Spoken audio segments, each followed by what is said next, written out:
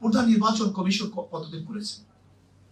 দেখেন 71-এর পর আজ পর্যন্ত নির্বাচন কমিশনটাকে আমরা ঢেলে সাজাতে পারিনি। এর জন্য আমি বিশ্বাস করি যারা রাত্রের ভোট উপহার দিয়েছে, যারা প্রশাসনে নির্বাচন উপহার দিয়েছে এবং স্বাক্ষর দিয়েছে যে এটা ঠিক হয়েছে, ওদেরকে বিচার করা উচিত, ওদেরকে বিচারের আওতায় আনা উচিত এবং চরমভাবে যদি শাস্তি দেওয়া হয়।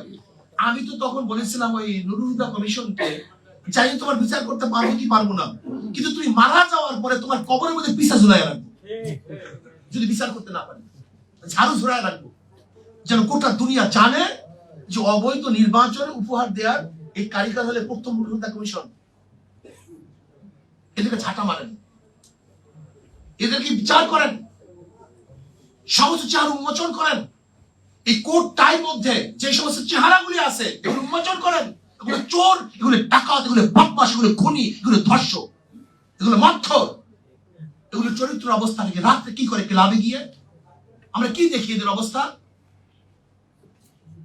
এই নির্বাচন কমিশন পদত্যাগ করছে, এদের বিচার আওতায় আনতে হবে, এদেরকে বিচার করতে হবে এবং যারা দুর্নীতির সাথে সম্পৃক্ত এদেরকে বিচার করতে হবে। কিন্তু যারা দুর্নীতিবাজ নয়, শুধু দল করার পরে সে আওয়ামী লীগ করুক না কেন, যে দলই করুক না কেন, যেন তাকে কোনো অবস্থাতেই জুলুম না করা হয়, অত্যাচার বিচার না করা হয়।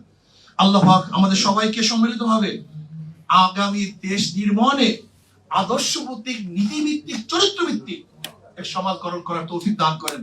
আর আমরা ইসলাম ভূমিকা বাদ দেই, অনেকে চুরি করলে হাত কাটা যায়, ভুল।